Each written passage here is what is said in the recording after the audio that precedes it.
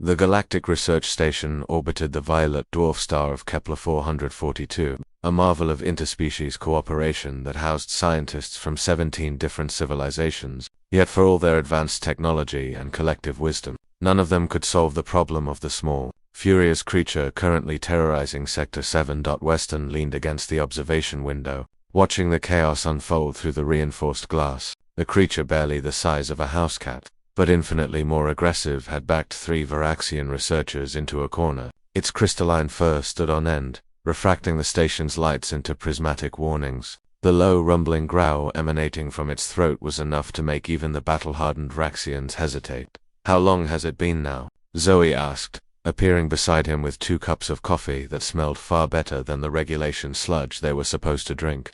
"For hours since they brought it aboard," Weston replied, accepting the cup gratefully. 3 hours and 45 minutes since it started terrorizing everyone who comes near it. The creature was a juvenile Kesherite indigenous to the forest moon below. Orphaned during a geological survey gone wrong, it had been brought to the station for rehabilitation before being returned to the wild. The problem was that Kesherites were notoriously difficult to handle even when properly socialized. This one, having lost its family, had apparently decided that every living being was a mortal enemy.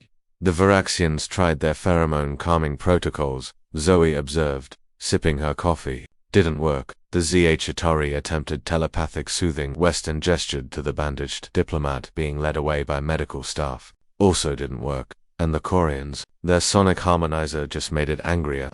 Zoe watched as another researcher, this one a towering Dravic warrior who had survived 3 colonial wars, literally fled from the pin-sized ball of fury. The cub's crystalline spines rattled menacingly, creating a sound like breaking glass. "You know what no one's tried?" Zoe set down her cup with the kind of deliberate calmness that always made Weston nervous. "Please don't say what I think you're going to say.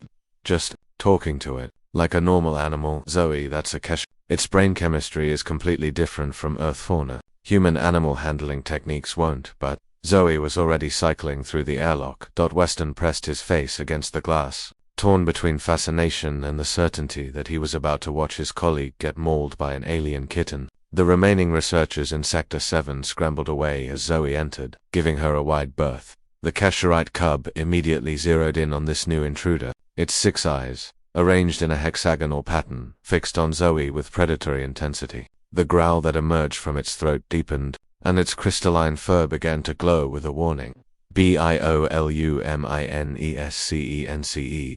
Zoe did something that made every alien observer gasp in horror. She sat down on the floor, just sat down, crossed her legs, and completely ignored the creature. The cub's growl faltered. Confused by this lack of threatening behavior, it crept closer, spines rattling uncertainly. Zoe pulled out her tablet and began reading, occasionally humming a tuneless melody. 5 minutes passed, then 10. The Kesherite cub circled her twice, growling experimentally. When Zoe continued to ignore it, the creature's hostility seemed to deflate like a punctured balloon. It sat down 3 meters away, watching her with obvious confusion. Weston watched, transfixed, as Zoe slowly extended her hand not toward the creature, but flat on the floor beside her, palm down, non-threatening, an offering of space. "Not touch." The cub crept forward, closer, closer still. Then Zoe did something that would be discussed in zoology circles for the next decade. She reached out and gently booped its nose, just once. A soft tap with her index finger against the small, crystalline protrusion at the center of its face. The cub froze. Every alien observer held their breath. The station's emergency response team put their hands on their stun weapons. The Kesherite cub made a sound no one had heard before, a soft, chirping trill. Its crystalline fur flattened, no longer threatening, and then, deliberately, it bumped its nose against Zoe's hand, requesting another boop. Zoe obliged, and the cub's entire body seemed to relax. The aggressive posture melted away, replaced by something that looked remarkably like contentment. It chirped again, more insistently.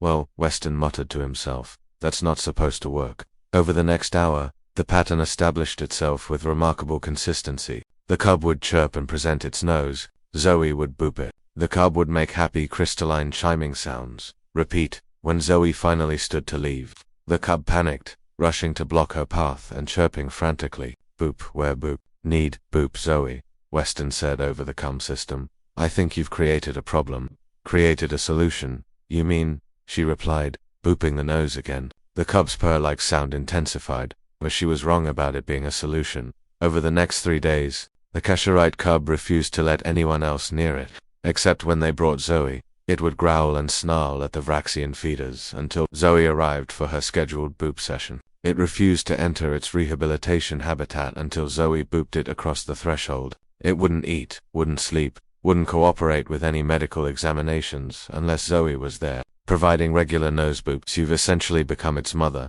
the head xenot, a Quarian named Trillic explained in their morning briefing. The boop, this simple tactile gesture, has imprinted as a comfort behavior. I can't boop an alien creature for the rest of its life, Zoe protested. You may not have a choice, Trillic replied. Kesherites are highly social. Without proper bonding, it will remain aggressive and unsuitable for release. Weston couldn't help but grin. So the unstoppable Kesherite warrior beast has been conquered by ...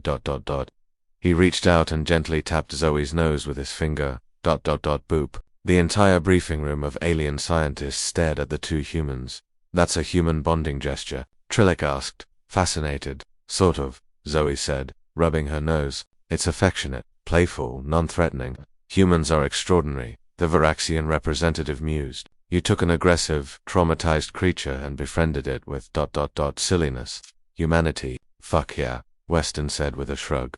3 months later, when the juvenile Kesherite was finally ready for release back into the wild, it took 6 hours and 47 boops to convince it to leave Zoe's side. The final image transmitted from the release drone showed the creature pausing at the tree line, looking back at the shuttle one last time. Zoe booped the air in its direction. The cub chirped, its crystalline fur flashing in a pattern that the xenolinguists would later identify as affection, and disappeared into the forest. Think it'll remember you? Weston asked as they left the moon's atmosphere. Zoe smiled, watching the violet planet shrink in the viewscreen. Every time it sees its reflection, maybe. Every time another Kesherite touches noses in greeting, you change their entire social behavior. No, Zoe corrected. I just showed one scared kid that not everyone wants to hurt it. She paused. Boop. Weston laughed and gently tapped her nose again. Humanity had conquered the stars with technology, diplomacy, and determination. But sometimes, the most powerful tool in the galaxy was simply knowing when to be vigilant, when to boop the nose. Even if that nose was crystalline, alien, and attached to a creature that had terrorized 3 dozen hardened warriors, especially then.